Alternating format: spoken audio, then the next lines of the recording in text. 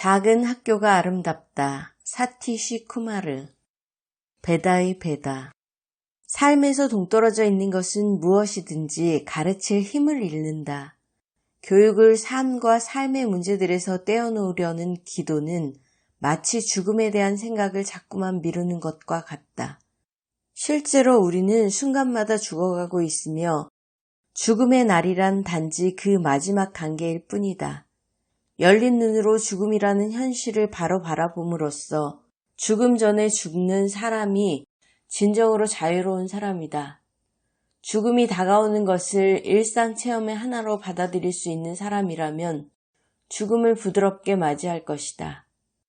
그러나 체험에서 도피하고 삶에서 쫓아버리려고 하는 사람은 죽음을 악몽으로 맞게 될 것이다. 소경은 머리를 부딪히고 나서야 길 가운데 기둥이 있다는 것을 안다. 그러나 미리 기둥을 볼 수 있는 사람은 충돌을 피한다. 가르치는 일은 실제 생활 속에서 이루어져야 한다.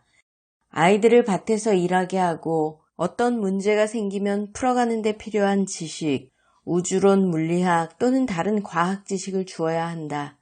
아이들에게 밥을 짓게 하고 필요할 때 과학을 가르쳐야 한다.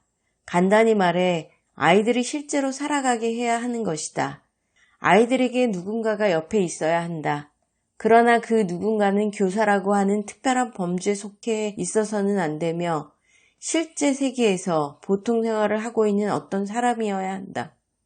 아이들을 지도하기로 되어 있는 사람은 아이들의 생활을 지성적으로 이끌어야 하며 기회 있을 때마다 삶과 일의 과정을 아이들에게 설명해 줄 수 있는 능력이 있어야 한다. 교육은 학생들의 머리에 정보를 채워주는 일이 아니라 지식에 대한 갈망을 불러일으켜주는 일이다. 교사와 학생은 서로 접촉하면서 둘 다 같이 배운다. 이쪽이 모두 학생인 것이다. 진정한 교육은 체험하고 실험하고 소화시키는 일이다. 측정하고 기록할 수 있는 것은 교육이 아니다. 교육은 나눠줄 수 있는 것이 아니다. 우파니샤드에는 무지에 대한 찬양이 지식에 대한 찬양과 나란히 나와 있다. 우리에게는 지식뿐만 아니라 무지도 필요하다.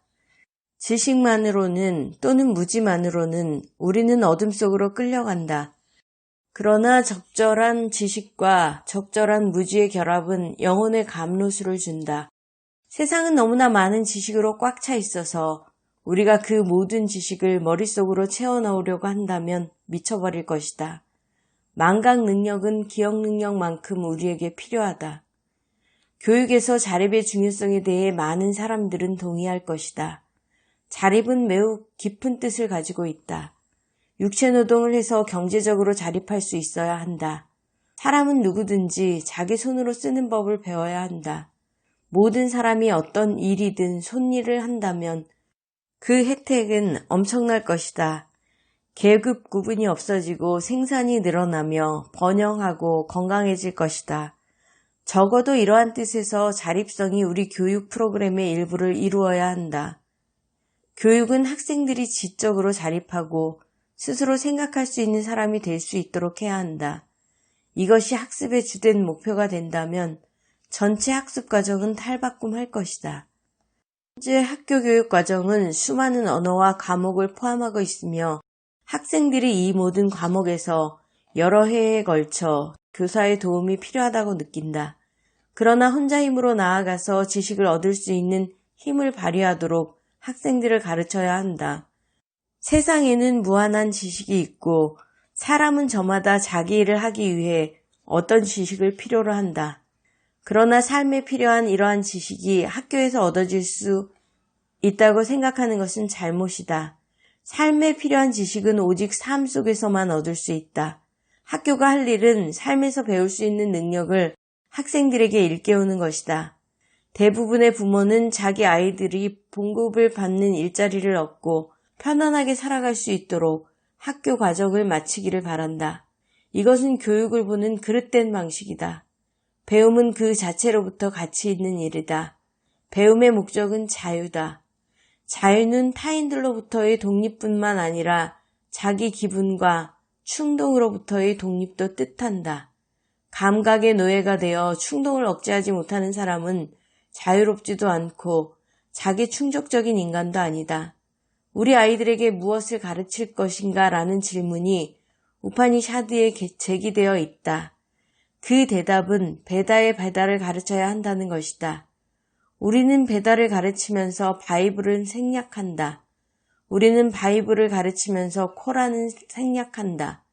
우리는 코란을 가르치면서 다마파다를 생략한다. 우리는 다마파다를 가르치면서 과학은 생략한다. 우리는 과학을 가르치면서 정치 경제학을 생략한다. 어디에서 멈추어야 하는가? 그럴 것이 아니라 우리가 아이들에게 주어야 할 것은 베다의 베다. 다시 말해 베다를 공부할 수 있는 능력이며 나머지 모든 것은 스스로에게 맡겨야 한다. 지식에 대한 열쇠를 아이들 손에 쥐어주어야 하는 것이다. 교육의 목적은 두려움으로부터 자유로워지는 것이어야 한다. 우파니샤드에서 스승이 제자들에게 가르칠 때 스승은 이렇게 말한다. 너희가 나한테서 무엇이든 좋은 것을 발견하면 따르고 무엇이라도 좋은 것이 아니면 따르지 말라. 다시 말해 스승은 학생들에게 자유를 주고 옳고 그름을 결정할 때 스스로 판단 내릴 것을 일러주고 있다. 스승이 말하는 것은 모두 옳다고 생각해서는 안 된다. 물론 스승은 진리에 따라 살고자 노력한다. 그렇지 않으면 스승이 아니었을 것이다. 그런데도 자신의 모든 행동이 진리와 조화를 이룰 것이라고 주장할 수 없다. 그래서 스승은 제자들이 주의를 게을리해서는 안 된다고 말하는 것이다. 두려움 없음이라는 것은 우리가 무엇을 두려워해서도 안 되지만 다른 존재에게 두려움을 느끼게 해서도 안 된다는 것을 뜻한다. 호랑이를 두려움이 없는 존재라고 말할 수는 없다. 호랑이는 다른 동물에 대한 두려움이 없을지 모르지만 총을 겁낸다. 그리고 호랑이는 다른 생물들에게 두려움을 불러일으킨다. 참다운 두려움 없음은 노예처럼 누구에게 복종하는 것도 아니고 누구를 노예로 만드는 것도 아니다.